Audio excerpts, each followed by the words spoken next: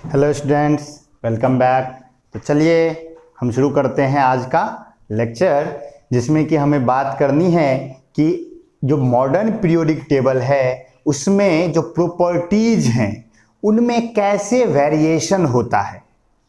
ठीक है, जैसा कि आप जानते हैं हम लोग स्टडी कर रहे थे पीरियोडिक क्लासिफिकेशन ऑफ एलिमेंट्स, और इस चैप्टर को हमने पूरी तरह से स्टडी कर लिया था। और आज हमें देखना है कि जो हमारा मॉडर्न पीरियोडिक टेबल है उसमें जो प्रॉपर्टीज हैं वो कैसे वैरी करती हैं। आप जान चुके हैं मॉडर्न पीरियोडिक टेबल के एडवांटेज में आपको बताया गया कि जो प्रॉपर्टीज होती है वो खुद को रिपीट करती हैं। तो सवाल उठता है कैसे प्रॉपर्टीज में वेरिएशन आता है और वह कैसे खुद को रिपीट करती हैं। तो इन सारी बातों पे आज के लेक्चर में हम बात करेंगे। आई होप आप सभी घर में होंगे, स्वस्थ होंगे। तो चलिए शुरू करते हैं हम आज का क्लास। मैं होप करता हूं कि आपने पिछले सारे लेक्चर्स देख लिए हैं, तभी आप ये लेक्चर देख पा रहे हैं, या नहीं तो कम से कम आपको मॉडर्न पीरियोडिक टेबल का बेसिक आइडिया तो है कि कोई भी एलिमेंट कैसे उसको पोजीशन मिलता है। सारी चीजें आपको पता है कि जो आपका मॉडर्न पीरियोडिक टेबल है जो वो बेस्ड है मॉडर्न पीरियोडिक लॉ पर, जो कि हेनरी मोसले ने दिया था, जिसके अनुसार कि जो प्रॉपर्टीज होती हैं किसी भी एलिमेंट्स की वो फंक्शन होता है, पीरियोडिक फंक्शन होता है उसके एटॉमिक नंबर का। यानी कि एटॉमिक नंबर को अगर आप इंक्रीजिंग ऑर्डर में सजाएंगे तो रेगुलर इंटरवल के बाद प्रॉपर्टीज खुद को रिपीट करेंगी। तो उसी पर बेस्ड करके नील्स बोहर ने दुनिया का पहला नहीं कहना चाहिए, मतलब मॉडर्न पीरियोडिक टेबल बनाया, डिजाइन किया, जिसे हम long form of periodic table भी कहते हैं। पहला पीरियोडिक टेबल तो मेंडलीव ने बनाया था, ये हम सभी को पता है। तो सारी बातें करके आए हम। आज हम बारी बारी से सारे प्रॉपर्टीज को देखेंगे कि कौन कौन सी प्रॉपर्टीज हैं, और फिर उनमें वेरिएशन देखेंगे कि उनमें वेरिएशन कैसे होता है। तो लेट्स स्टार्ट। आई होप आप सभी घर में होंगे, स्वस्थ होंगे। सबसे पहली प्रॉपर्टी जो हमें देखना है वो है नंबर ऑफ वैलेंस इलेक्ट्रॉन्स। ये बहुत ही इंपॉर्टेंट प्रॉपर्टी है बाबू, क्योंकि आप ये बात जानते हैं कि कोई भी एटम या कोई भी एलिमेंट जब रिएक्शन में पार्टिसिपेट करता है तो कौन पार्टिसिपेट करता है? उसका एटम पार्टिसिपेट करता है, ये आपको पता है। और एटम में भी कौन पार्टिसिपेट करता है? उसका वैलेंस इलेक्ट्रॉन। तो नंबर ऑफ वैलेंस इलेक्ट्रॉन एक बहुत ही इंपॉर्टेंट प्रॉपर्टी है। तो पहले आप जानेंगे कि वैलेंस इलेक्ट्रॉन होता क्या है। तो कोई भी एलिमेंट जो होते हैं वो एक ही तरह के एटम्स से बने हुए होते हैं, और एटम जो होता है उसका अगर आप अरेंजमेंट देखोगे तो एटम के बीच में एक न्यूक्लियस होता है और उसके चारों तरफ इलेक्ट्रॉन्स होते हैं। और इलेक्ट्रॉन्स हर जगह नहीं होते हैं बाबू। इलेक्ट्रॉन्स क्या होते हैं? एनर्जी लेवल्स में होते हैं, यानी कि सेल्स में होते हैं, जिसे हम ऑर्बिट्स भी कहते हैं। तो जो सबसे लास्ट सेल होगा या सबसे लास्ट ऑर्बिट होगा उसमें जो इलेक्ट्रॉन मौजूद होते हैं उसे हम वैलेंस इलेक्ट्रॉन कहते हैं, और उस ऑर्बिट को हम वैलेंस ऑर्बिट कहते हैं। तो सबसे पहली चीज हमें देखनी है कि किसी भी एटम में या किसी भी एलिमेंट के एटम में नंबर ऑफ वैलेंस इलेक्ट्रॉन कैसे वैरी करता है। तो देखिए, जैसे मैं एग्जांपल ले लूं, मैं एक सोडियम एटम का एग्जांपल लेता हूं। तो आप सोडियम एटम को अगर देखोगे बाबू, तो सोडियम एटम के बीच में एक न्यूक्लियस होगा और इसके चारों तरफ 3 ऑर्बिट्स होंगे। कितने ऑर्बिट्स होंगे? 3। आपको सोडियम का इलेक्ट्रॉनिक कॉन्फ़िगरेशन पता है, सोडियम Na, आपको पता है सिंबल Na होता है 11, इसका इलेक्ट्रॉनिक कॉन्फ़िगरेशन 281 होता है। तो हम कहेंगे कि इसका जो पहला ऑर्बिट है उसमें कितने इलेक्ट्रॉन है? 2 इलेक्ट्रॉन है। जो दूसरा ऑर्बिट है उसमें 8 इलेक्ट्रॉन है, और जो तीसरा ऑर्बिट है उसमें 1 इलेक्ट्रॉन है। तो ये जो 1 इलेक्ट्रॉन है, ये 1 इलेक्ट्रॉन जो सबसे आउटरमोस्ट ऑर्बिट में है वही है वैलेंस इलेक्ट्रॉन। और वैलेंस इलेक्ट्रॉन कैसे वैरी करता है? तो अगर आप किसी पीरियड में जाओगे तो क्या होगा? वैलेंस इलेक्ट्रॉन का नंबर ग्रेजुअली इंक्रीज करता जाएगा। यहां पर आप एक बात याद रखिएगा कि ये क्लास 10th का लेक्चर है, इसमें हमें एस और पी ब्लॉक के बारे में ही बातें हो रही हैं। जो भी प्रॉपर्टीज मैं डिस्कस कर रहा हूं उनमें जो वेरिएशन डिस्कस कर रहा हूं वो एस ब्लॉक और पी ब्लॉक के लिए ही बात की जा रही है। डी ब्लॉक के एलिमेंट्स को यहां हम कंसीडर नहीं कर रहे हैं। डी और एफ ब्लॉक के बारे में आपको हायर क्लास में स्टडी करनी है। ओके बाबू। तो वैलेंस इलेक्ट्रॉन का नंबर, तो अगर आप देखें इस तरह से, तो सोडियम का देखिए, आपको पता है कि सोडियम किस पीरियड का एलिमेंट हो जाएगा। तो इसके पास 3 सेल है तो ये तीसरे पीरियड का होगा। इसका अगला एटॉमिक नंबर क्या होगा? 12 एटॉमिक नंबर वाला इसका अगला एलिमेंट होगा, जो कि हम जानते हैं मैग्नीशियम होता है। उसमें देखिए उसका इलेक्ट्रॉनिक कॉन्फ़िगरेशन 282 हो गया ना, मैग्नीशियम का 282। उसके अगला का अगर आप देखोगे तो एल्युमिनियम होगा, उसका क्या होता है 13 होता है, तो क्या होगा 283। तो देखिए धीरे धीरे एक पीरियड में जब आप लेफ्ट टू राइट जा रहे हैं तो वैलेंस इलेक्ट्रॉन का नंबर इंक्रीज करता जा रहा है ना। और आप ये बात जानते हैं कि कोई भी पीरियड स्टार्ट कहां से होता है? ग्रुप 1 से स्टार्ट होता है, और इंड कहां पर होता है? ग्रुप 18 पर इंड होता है, जो कि नोबेल गैसेज का फैमिली है, और ग्रुप 1 जो है वो अल्कली मेटल का फैमिली है। आपको ये पता है। तो अगर आप थर्ड पीरियड का सबसे लास्ट एलिमेंट देखें तो वो क्या होगा? आर्गन होगा, जिसका एटॉमिक नंबर 18 होता है और इसका 288 हो जाएगा। तो देखिए ग्रेजुअली इंक्रीज करता गया कहां तक? 8 तक। तो हम ये कह सकते हैं कि किसी भी पीरियड में on moving left to right in a period, number of valence electron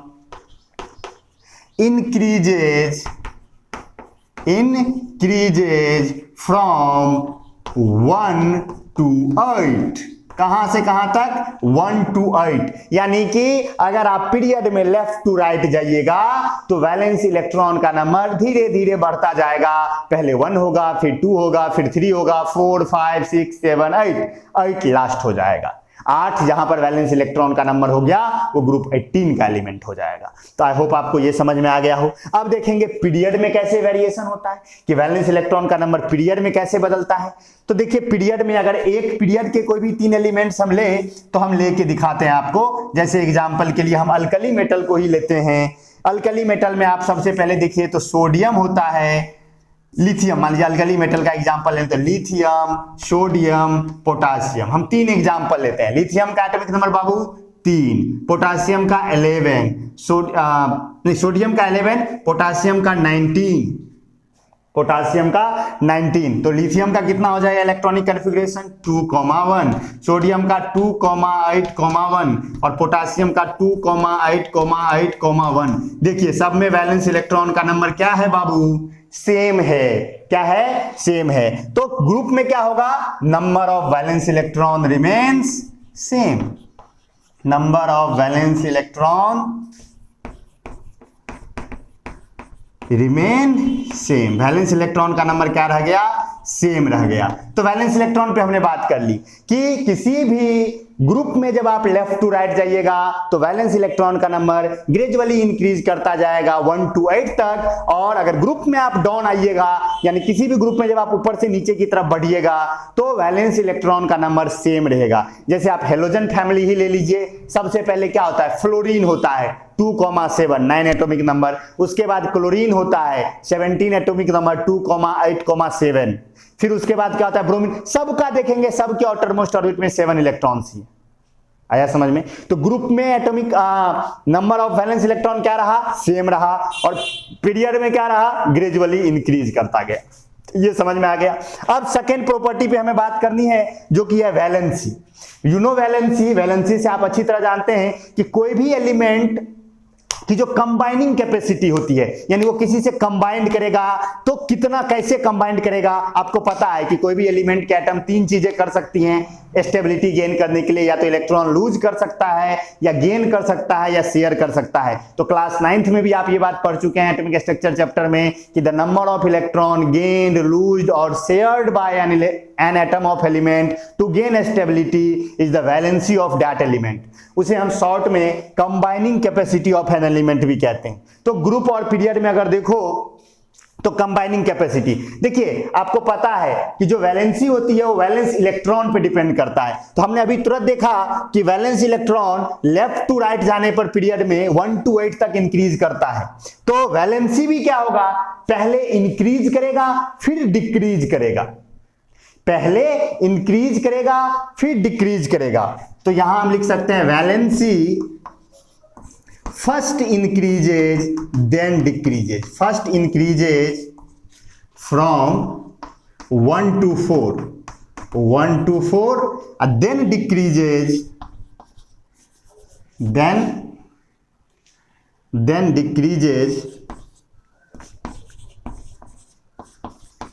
then decreases from 4 to 0।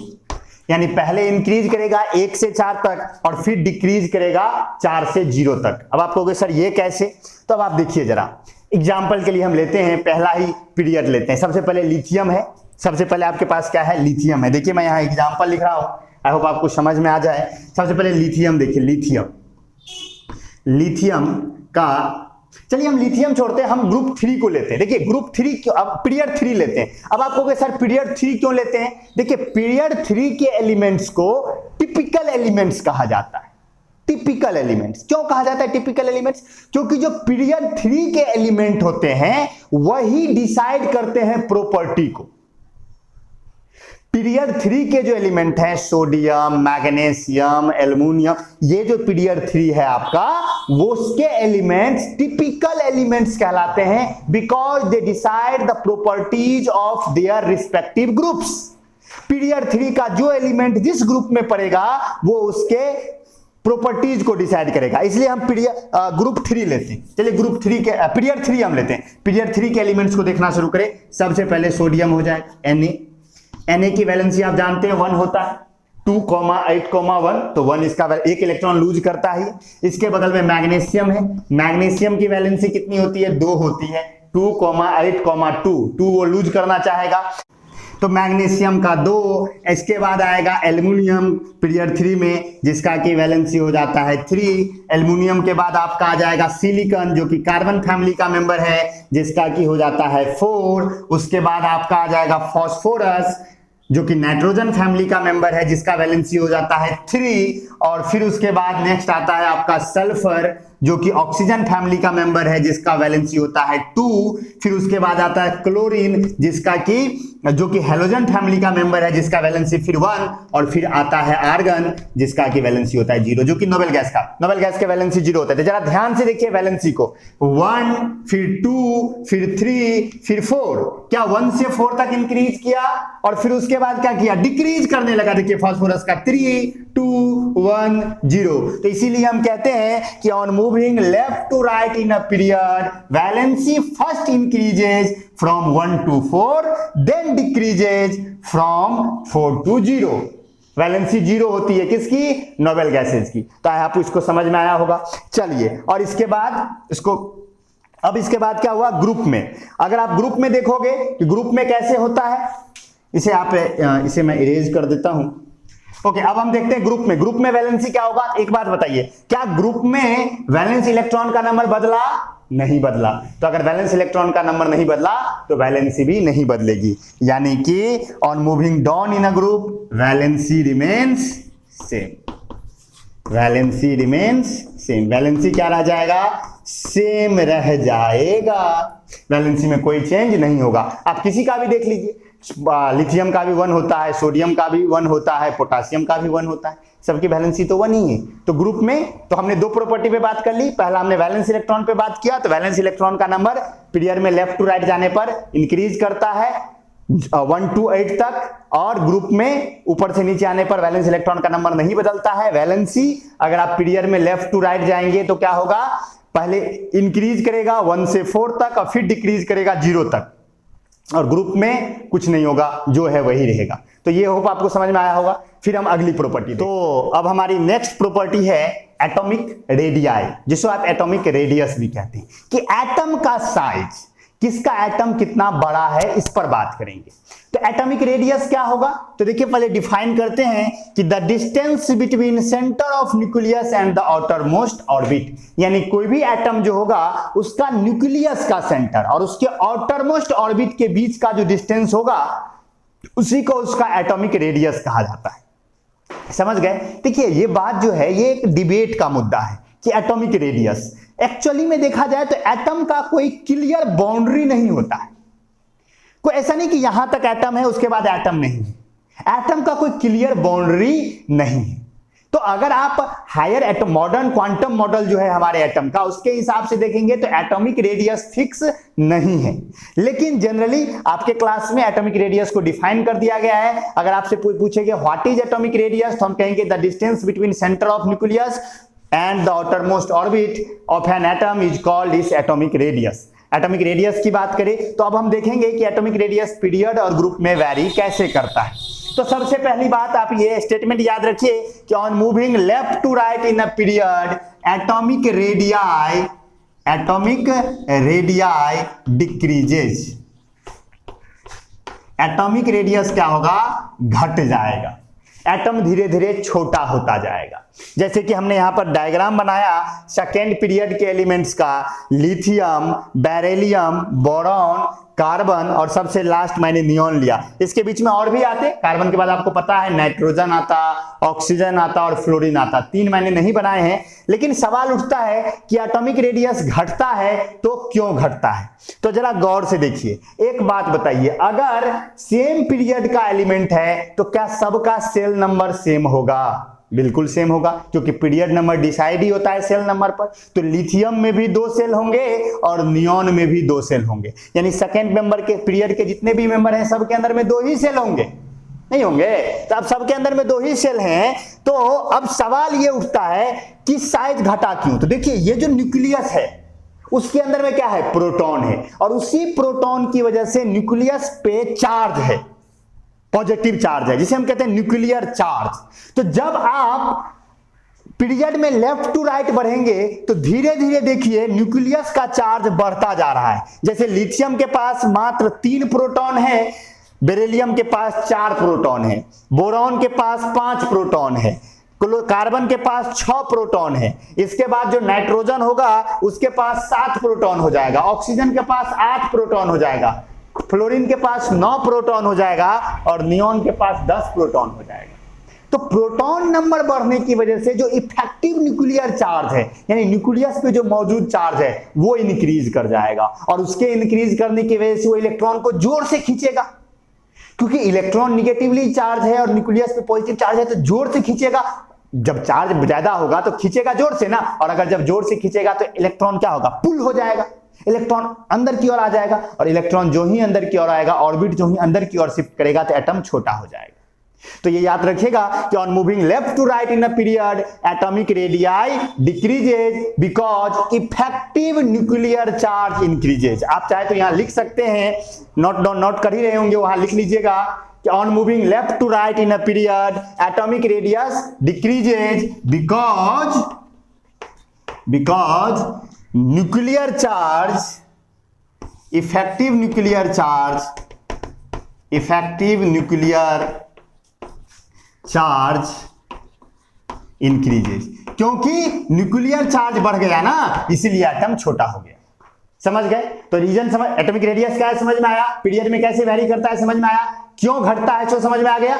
Okay ठीक है, अब देखते हैं कि ग्रुप में क्या होता है एटॉमिक रेडियस के साथ। एक बात बताइए, ग्रुप में जो ही आप फर्स्ट ग्रुप की ही बात करिए, मैंने यहां पर मान लीजिए कि हेलोजन ग्रुप की बात की है, तो मान लीजिए कि 17th ग्रुप की बात करते हैं। तो आपको पता है कि पहला मेंबर फ्लोरीन है, जिसका एक इलेक्ट्रॉनिक कॉन्फ़िगरेशन 2,7 है, यानी कि इसके पास 2 ऑर्बिट हैं, 2 सेल हैं, पहले सेल में 2 इलेक्ट्रॉन और दूसरे सेल में 7 इलेक्ट्रॉन। क्लोरीन की बात करते हैं, जो कि नेक्स्ट एलिमेंट है हेलोजन ग्रुप का, जिसका एटॉमिक नंबर 17 होता है, इलेक्ट्रॉनिक कॉन्फ़िगरेशन 2,8,7, पहले सेल में 2, फिर 8, फिर 7, 287। फिर उसी के बाद ब्रोमीन है, जिसका एटॉमिक नंबर 35 है, इसका 2,8,18,7, यानी कि इसके पास कितने सेल हो गए, 4 सेल हो गए। फिर जो है आयोडीन है, उसके पास 5 सेल हो गए। इस तरह से सेल नंबर बढ़ता जा रहा है। तो अगर ऑर्बिट नंबर बढ़ता जा रहा है, तो ऑब्वियस है कि एटम बड़ा होता जाएगा। जिसके पास 2 ही ऑर्बिट है और जिसके पास 3 ऑर्बिट हो गया, तो 2 ऑर्बिट की तुलना में 3 ऑर्बिट तो ज्यादा बड़ा होगा ना। फिर 4 ऑर्बिट हो गया तो और बड़ा हो गया, 5 ऑर्बिट और बड़ा हो गया, तो ऑर्बिट का नंबर बढ़ता जाएगा, तो एटम क्या होगा, बड़ा होता जाएगा। तो ग्रुप में जब आप नीचे डाउन टू ग्रुप आते हैं, यानी ग्रुप में ऊपर से नीचे आते हैं, तो एटम का साइज बड़ा होता जाता है। क्यों? क्योंकि नंबर ऑफ ऑर्बिट्स बढ़ता जाता है। तो हम यहां लिख सकते हैं कि on moving down in a group atomic radius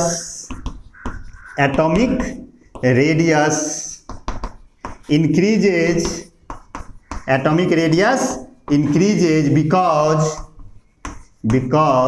number of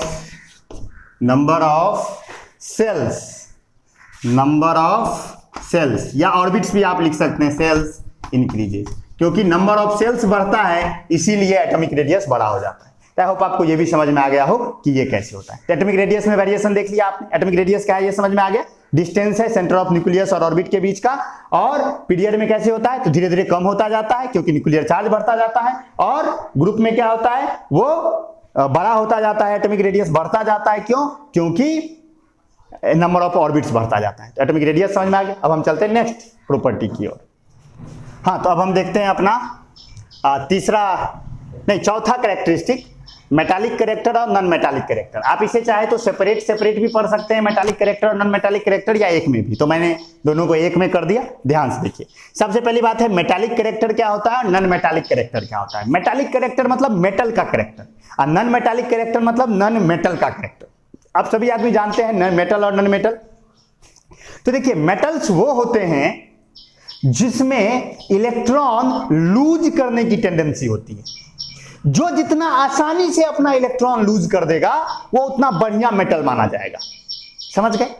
metal का मतलब यह इलेक्ट्रॉन लूज करना, तो जो जितना आसानी से इलेक्ट्रॉन लूज कर दे उतना बढ़िया मेटल। तो मेटालिक कैरेक्टर किसका ज्यादा होगा? जो आसानी से इलेक्ट्रॉन लूज करेगा। और नॉन मेटालिक कैरेक्टर क्या हुआ? तो नॉन मेटल का कैरेक्टर होता है इलेक्ट्रॉन गेन करना। तो जो नॉन मेटल जितना आसानी से क्या करेगा, गेन करेगा, वो क्या कहलाएगा? नॉन मेटालिक कैरेक्टर उसका उतना बेटर होगा, उसका नॉन मेटालिक कैरेक्टर क्या होगा? उतना बेटर होगा। तो हम लोग देखते हैं, तो अगर हम देखें पीरियड में metallic character non metallic character clear हो गया। इलेक्ट्रॉन लूज करने की टेंडेंसी मेटल की टेंडेंसी, इलेक्ट्रॉन गेन करने की टेंडेंसी नॉन मेटल की टेंडेंसी। जो जितना ज्यादा आसानी से इलेक्ट्रॉन लूज करे उसका मेटालिक कैरेक्टर उतना बेटर, जो जितना मुश्किल से इलेक्ट्रॉन लूज करे वो हो जाएगा नॉन मेटल, और जो जितना आसानी से गेन करे वो नॉन मेटल। समझ गए ना? उसका नॉन मेटालिक कैरेक्टर उतना ज्यादा। लूज जितना आसानी से करेगा उतना बढ़िया मेटालिक कैरेक्टर, गेन जितना आसानी से करेगा उतना बढ़िया नॉन मेटालिक कैरेक्टर। चलिए आते हैं, तो अगर हम पीरियड में देखें और ग्रुप में देखें, देखिए लिखा हुआ है metals have a tendency to lose electron while non metals have a tendency to gain electron. तो अब देखते हैं सबसे पहले कि अगर आप पीरियड में लेफ्ट टू राइट जाएंगे तो मेटालिक कैरेक्टर डिक्रीज करेगा और नॉन मेटालिक कैरेक्टर क्या होगा? इंक्रीज करेगा। मेटालिक कैरेक्टर घटता जाता है, नॉन मेटालिक कैरेक्टर बढ़ता जाता है। अब आप कहोगे सर ऐसा क्यों होता है? देखिए, अगर स्टार्टिंग में अगर आप देखोगे किसी भी पीरियड के स्टार्टिंग में, तो देखिए आप क्या दिखा, सबसे पहले लिथियम है, क्या है इलेक्ट्रॉनिक कॉन्फ़िगरेशन 2,1। अगर इसके पास 1 है तो ये लूज करने में भरोसा करेगा। बेरिलियम का इलेक्ट्रॉनिक कॉन्फ़िगरेशन देखिए 2,2, क्या करने में भरोसा रखेगा? लूज करने में भरोसा रखेगा। बोरॉन के पास 3 है, ये भी लूज करना चाहेगा। अब जानते हैं जो 1, 2, 3 इलेक्ट्रॉन अगर होता है तो वो क्या करता है? लूज करने की ओर ज्यादा अपना ध्यान देता है, वो लूज करने पे अधिक भरोसा करता है। तो ये सारे के मेटालिक कैरेक्टर्स बेटर होंगे। लेकिन आप इधर आ जाइए, 4 आ जाएगा, फिर 5 आ गया, 6 आ गया, 7 आ गया। 7 वाला लूज क्यों करेगा? वो गेन करने पे भरोसा करेगा। तो नॉन मेटल वाला कैरेक्टर ज्यादा दिखेगा नहीं, यहाँ पे ये गेन करना चाहेगा और ये सब लूज करना चाहेगा। तो जब आप पीरियड में लेफ्ट टू राइट गए तो क्या होता गया? मेटालिक कैरेक्टर देखिए डिक्रीज करता गया। अब देखिए, आप कहोगे देखो लिथियम के पास एक ही एक्स्ट्रा इलेक्ट्रॉन है तो वो आसानी से लूज करेगा। बेरिलियम इसकी तुलना में थोड़ा ज्यादा मेहनत होगा क्योंकि इसके पास 2 इलेक्ट्रॉन है। बोरोन को और ज्यादा मुश्किल होगा क्योंकि इसके पास 3 इलेक्ट्रॉन है। तो धीरे धीरे इलेक्ट्रॉन लूज करने का टेंडेंसी क्या हो रहा है? घट रहा है, और इलेक्ट्रॉन गेन करने की टेंडेंसी धीरे धीरे क्या हो रही है? बढ़ रही है। इसीलिए हम कहते हैं कि मेटालिक कैरेक्टर धीरे धीरे घटता जाएगा, नॉन मेटालिक कैरेक्टर धीरे धीरे बढ़ता चला जाएगा। यानी metallic character gradually decreases, non metallic character gradually increases. इसीलिए आप देखेंगे किसी भी पीरियड के मेटल और नॉन मेटल के बीच में मेटेलॉइड आ जाता है। मेटेलॉइड वो होता है जिसके पास मेटल का भी कैरेक्टरिस्टिक होता है और नॉन मेटल का भी। तो मान लो कि मेटल वाला कैरेक्टर घट रहा है और नॉन मेटल वाला कैरेक्टर बढ़ रहा है, तो एक समय ऐसा आएगा ना जब दोनों कैरेक्टर आ जाएगा, मेटल का भी कैरेक्टर और नॉन मेटल का भी कैरेक्टर, इसी को कहेंगे मेटेलॉइड। और फिर क्या होगा? मेटल का कैरेक्टर और घटेगा, नॉन मेटल कैरेक्टर और बढ़ेगा, फिर नॉन मेटल बन जाएगा। आया समझ में? तो पीरियड में लेफ्ट टू राइट जाने पर मेटालिक कैरेक्टर घटता है, नॉन मेटालिक कैरेक्टर बढ़ता है। यानी इलेक्ट्रॉन लूज करने की टेंडेंसी घटती जाती है, इलेक्ट्रॉन गेन करने की टेंडेंसी बढ़ती जाती है। ये पीरियड की बात होगी। ग्रुप की बात करते हैं। अब देखिए, on moving down in a group metallic character increases, non metallic character decreases. यानी मेटालिक कैरेक्टर बढ़ता जाएगा, नॉन मेटालिक कैरेक्टर घटता जाएगा। किसमें? ग्रुप में ऊपर से नीचे आने पर। अब आप कहोगे सर क्यों? अब देखो सीधी सी बात है भाई, हमने एक ग्रुप लिया मेटल का और एक ग्रुप लिया नॉन मेटल का, और हम दोनों में एग्जांपल देखेंगे। जैसे कि हमने पहला ग्रुप लिया lithium, sodium, potassium, rubidium, caesium, francium. ठीक है, लिथियम का एटॉमिक नंबर हुआ 3, 2,1, सोडियम का हुआ 11, 2,8,1, पोटासियम का हुआ 19, 2,8,8,1। यानी आप क्या देख रहे हो, धीरे धीरे ग्रुप नंबर बढ़ते, मतलब सेल नंबर बढ़ता जा रहा है ना। तो अगर सेल नंबर बढ़ता जा रहा है, एक बात बताओ, इलेक्ट्रॉन लूज या गेन किस ऑर्बिट में होता है? वैलेंस ऑर्बिट में होता है। तो वैलेंस ऑर्बिट अगर न्यूक्लियस से दूर होगा तो इलेक्ट्रॉन लूज करना आसान होगा। लूज करना क्या होगा? आसान होगा। लेकिन अगर वही वैलेंस ऑर्बिट न्यूक्लियस के पास होगा तो लूज करना मुश्किल होगा। अब आप कहोगे क्यों सर? क्योंकि अगर नजदीक में होगा तो न्यूक्लियस जोर से पकड़े रहेगा इलेक्ट्रॉन को, क्योंकि पॉजिटिव निगेटिव है ना, तो नजदीक में रहेगा तो फोर्स ज्यादा होगा। तो न्यूक्लियस के नजदीक में अगर रहेगा वैलेंस ऑर्बिट तो जोर से इलेक्ट्रॉन पकड़ा रहेगा, और दूर जाएगा तो बॉन्ड कमजोर हो जाएगा, तो लूज करना आसान हो जाएगा ना। तो ग्रुप में अगर ऊपर से नीचे आओगे तो वैलेंस शेल न्यूक्लियस से दूर होता जाएगा, और दूर होता जाएगा तो क्या होगा? इलेक्ट्रॉन लूज करना आसान होता जाएगा, और लूज करना आसान होता गया मतलब मेटालिक कैरेक्टर बढ़ता गया। आ रहा है समझ में? ठीक उसी तरह अगर आप वैलेंस ऑर्बिट दूर में रहेगा तो खींचना मुश्किल हो जाएगा, क्योंकि नॉन मेटल का काम क्या है? गेन करना। गेन कब करेगा? जब न्यूक्लियस इलेक्ट्रॉन को खींच रहा है। तो अगर आपके एटम में आपका वैलेंस ऑर्बिट न्यूक्लियस से बहुत दूर होगा तो उस ऑर्बिट में नया इलेक्ट्रॉन आने की संभावना कम होगी ना, क्योंकि खींच नहीं पाएगा न्यूक्लियस। समझ रहे हो ना? पास में रहेगा तो खींच लेगा, दूर में रहेगा तो नहीं खींच पाएगा। आया समझ में? तो नॉन मेटल में क्या होता है? नॉन मेटालिक कैरेक्टर घट ही जाता है। जैसे यहां देखो फ्लोरीन का एग्जांपल लेते हैं, 2,7 है, सेकेंड ऑर्बिट ही इसका वैलेंस ऑर्बिट है, इलेक्ट्रॉन खींचना बड़ा आसान है।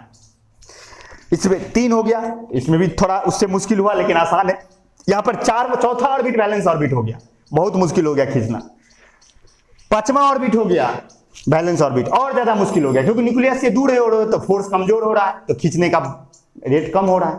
और यहां क्या हो गया? 7वां 1 2 3 4 5 6 सिक्स्थ सेल जो है आपका वैलेंस सेल हो गया, तो और मुश्किल हो गया। आ रहा है समझ में?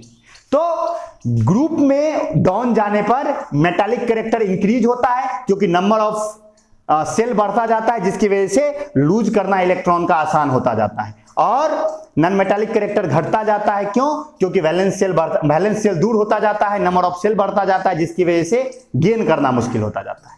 तो आई होप आपको ये कैरेक्टर भी समझ में आ गया होगा। तो मेटालिक कैरेक्टर में वेरिएशन और नॉन मेटालिक कैरेक्टर में वेरिएशन समझ में आ गया? आई होप आपको आ गया होगा। तो अब हम देखते हैं नेक्स्ट कैरेक्टर। अब हमारा नेक्स्ट प्रॉपर्टी हमें देखना है आयोनाइजेशन एनर्जी, या जिसे हम आयोनाइजेशन पोटेंशियल भी कहते हैं। आयोनाइजेशन एनर्जी और आयोनाइजेशन पोटेंशियल। सवाल उठता है कि ये है क्या? देखिए, किसी भी एटम से अगर आपको इलेक्ट्रॉन निकालना होगा तो आपको एनर्जी खर्च करनी पड़ेगी, पक्का एनर्जी खर्च करनी पड़ेगी। क्यों? क्योंकि इलेक्ट्रॉन न्यूक्लियस से बंधा हुआ है, तो अगर आपको इलेक्ट्रॉन निकालना है तो आपको एनर्जी खर्च करना पड़ेगा। तो किसी भी एटम के आउटरमोस्ट ऑर्बिट से इलेक्ट्रॉन निकालने के लिए, चाहे आप एक निकाले या एक से ज्यादा, इलेक्ट्रॉन निकालने के लिए जितना आपको एनर्जी खर्च करना पड़ता है वही कहलाता है आयोनाइजेशन एनर्जी। तो amount of energy required to remove electron from the outermost shell, outermost shell से इलेक्ट्रॉन रिमूव करने में जितना एनर्जी खर्च होगा वही कहलाएगा आयोनाइजेशन एनर्जी या आयोनाइजेशन पोटेंशियल। समझ गए बात? Ionisation energy, ionisation potential same बात है, कंफ्यूज नहीं होना है। तो सवाल उठता है कि क्या होगा? तो देखो दिया है कि on moving left to right in a period it increases, ये बढ़ जाएगा। अगर लेफ्ट टू राइट जाओगे तो ये बढ़ जाएगा, और अप टू डाउन आओगे ग्रुप में तो ये घट जाएगा। अब हम इसका कॉज समझते हैं, क्यों बढ़ जाएगा और क्यों घट जाएगा। पीरियड में बढ़ रहा है, ग्रुप में घट रहा है, क्यों बढ़ रहा है? देखिए बाबू, आपने तुरंत देखा कि जब आप पीरियड में लेफ्ट टू राइट जाएंगे तो चलने के साथ, लेफ्ट टू राइट जाने के साथ क्या होता जा रहा है? इलेक्ट्रॉन और न्यूक्लियस के बीच का बॉन्ड मजबूत होता जा रहा है। क्यों मजबूत हो जा रहा है? क्योंकि न्यूक्लियस के अंदर पॉजिटिव चार्ज बढ़ रहा है। तो न्यूक्लियर चार्ज बढ़ने की वजह से इलेक्ट्रॉन जोर से बंध गया। तो अगर इलेक्ट्रॉन जोर से बंध गया तो निकालना ज्यादा कठिन होगा ना। समझ गए ना बात।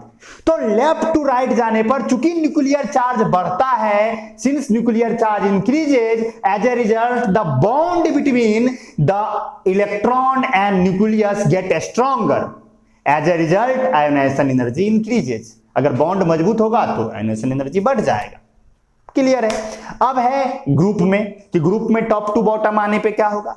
तो देखिए अब तो आपको पता है कि ग्रुप में अगर आप टॉप टू बॉटम आइएगा तो धीरे धीरे वैलेंस सेल दूर होता जाएगा, आउटर मोस्ट सेल क्या होता जाएगा, न्यूक्लियस से दूर होता जाएगा। और अगर आउटर मोस्ट सेल न्यूक्लियस से दूर होता गया तो क्या होगा, बॉन्ड कमजोर हो जाएगा, और बॉन्ड कमजोर हो जाएगा तो निकालना आसान हो जाएगा, तो आयोनाइजेशन एनर्जी घट जाएगा। आया समझ में। तो न्यूक्लियर चार्ज बढ़ने की वजह से पीरियड में बढ़ रहा है आयोनाइजेशन एनर्जी, और नंबर ऑफ सेल बढ़ने की वजह से आयोनाइजेशन एनर्जी घट रहा है ग्रुप में। तो आपको यह समझ में आ गया। अब है इलेक्ट्रॉन गेन इंथैल्पी, जो कि हमारा 6th प्रॉपर्टी है, इलेक्ट्रॉन गेन इंथैल्पी। क्या होता है ये, देखिए ये तो रिमूविंग वाला खेल था। जब आप ऐड करेंगे, जब आप किसी एटम में एक इलेक्ट्रॉन ऐड करेंगे तब जो एनर्जी चेंज होगा उसे कहा जाता है electron gain enthalpy.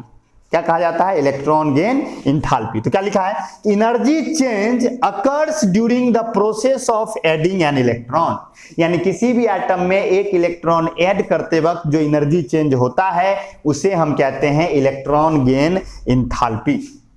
Electron gain enthalpy क्या है, क्लियर हो गया।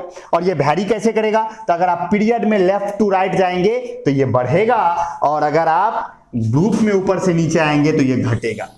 समझ गए, बढ़ेगा घटेगा। क्यों बढ़ेगा क्यों घटेगा, क्योंकि देखो भाई, अगर फिर यहां भी वही पीरियड में अगर लेफ्ट टू राइट जाओगे तो न्यूक्लियर चार्ज बढ़ेगा, तो जो इलेक्ट्रॉन आएगा एटम उसको बड़ा मतलब एक्साइटमेंट के साथ उसको अपने अंदर लेगा, तो एनर्जी चेंज ज्यादा होगा। और जब वैलेंस सेल बहुत दूर है तो इलेक्ट्रॉन ऐड करने हटने से कोई ज्यादा एटम पे फर्क नहीं पड़ेगा। हाँ, नजदीक में रहेगा तो क्या होगा, फर्क पड़ेगा। इलेक्ट्रॉन चाहे ऐड हो चाहे रिमूव हो, एटम एक्साइटमेंट होगा, उसके एटम एक्साइटेड होगा, तो एनर्जी चेंज ज्यादा होगा।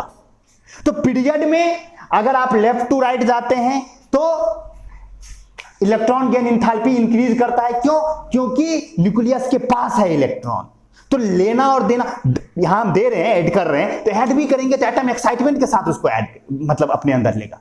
अब दूर हो जाएगा तो हाँ ठीक है, दे दो नहीं दो कोई बात नहीं, चलो ठीक है, उतना ज्यादा एक्साइटमेंट नहीं होगा, एनर्जी चेंज उतना ज्यादा नहीं होगा। ये बात, एक बात यहां पर याद रखिएगा जो यहां नहीं लिखा हुआ है, कि इलेक्ट्रॉन गेन इंथैल्पी जितना ज्यादा होगा, आने वाला इलेक्ट्रॉन उतना ज्यादा मजबूती से बंधेगा।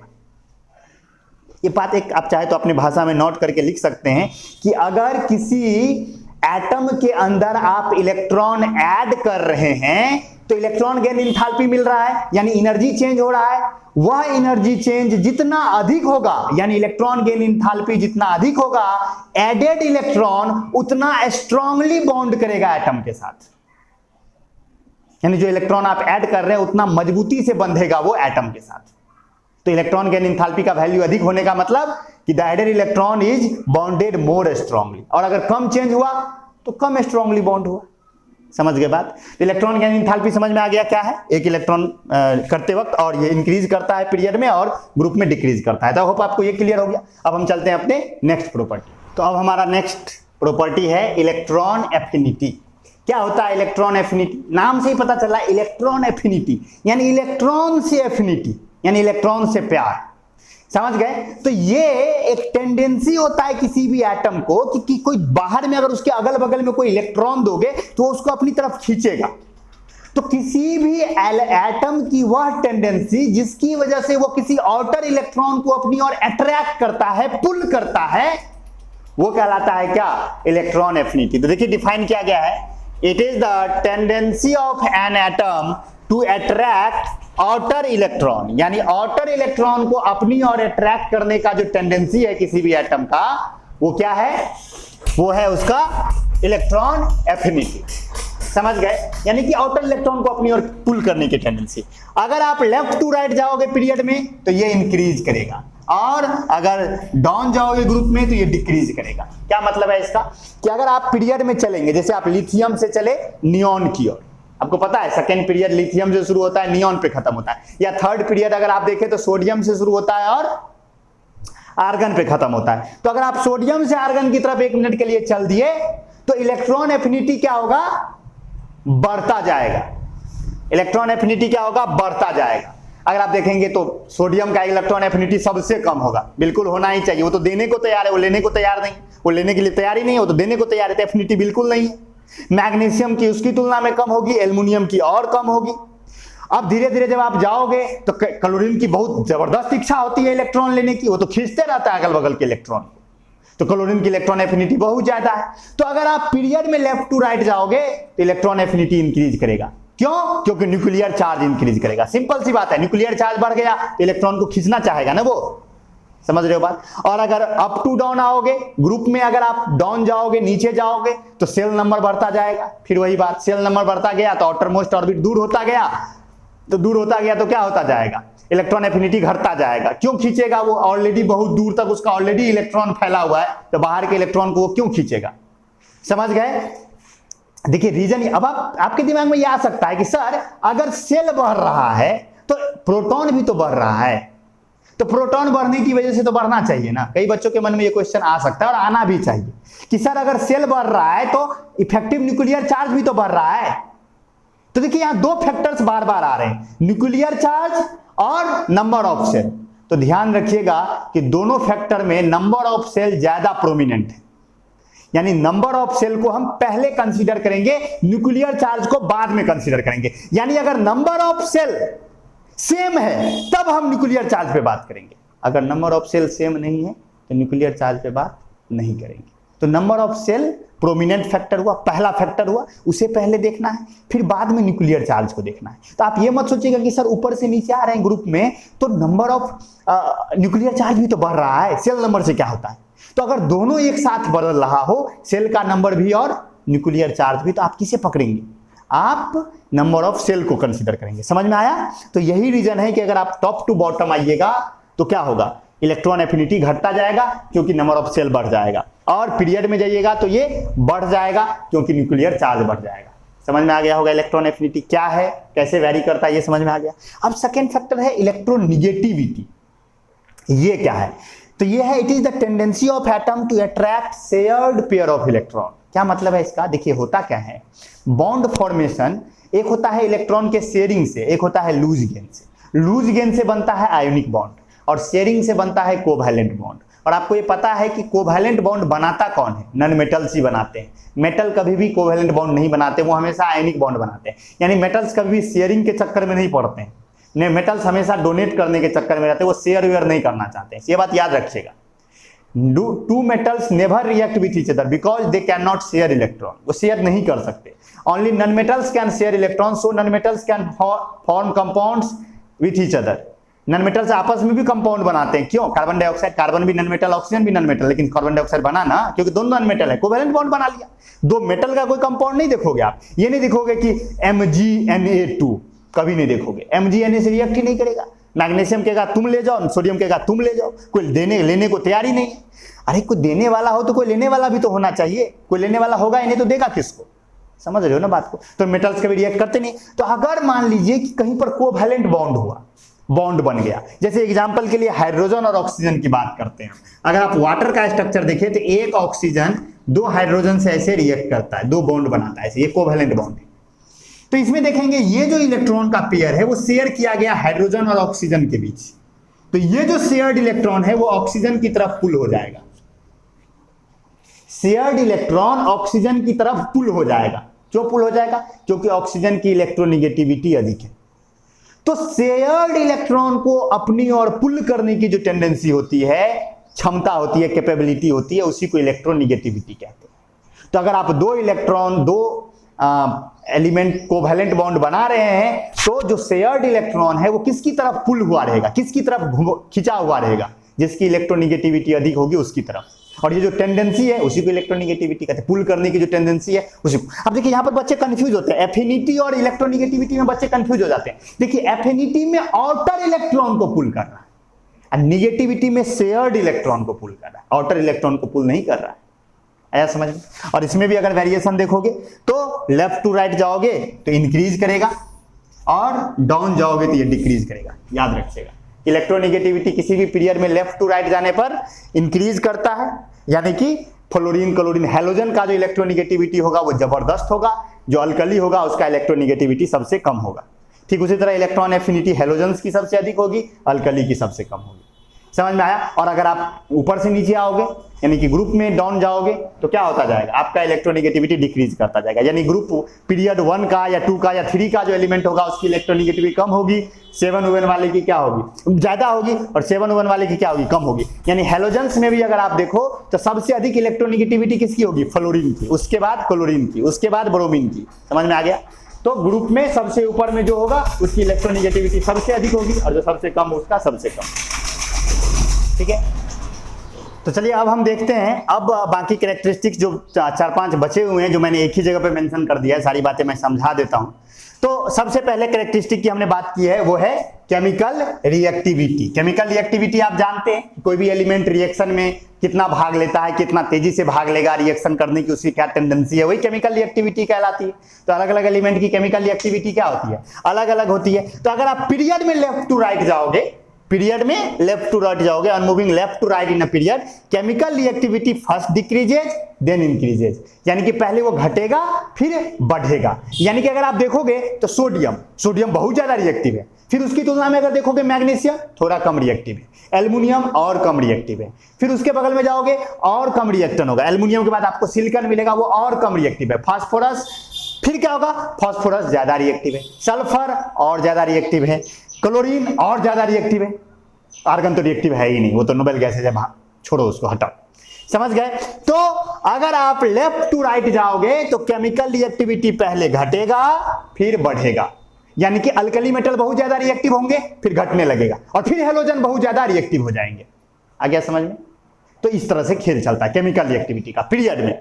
फिर आते हैं basic nature of oxide decreases. देखिए अब ऑक्साइड क्या हुआ, एलिमेंट जब ऑक्सीजन से रिएक्ट करता है तो ऑक्साइड बनाता है, समझ गए?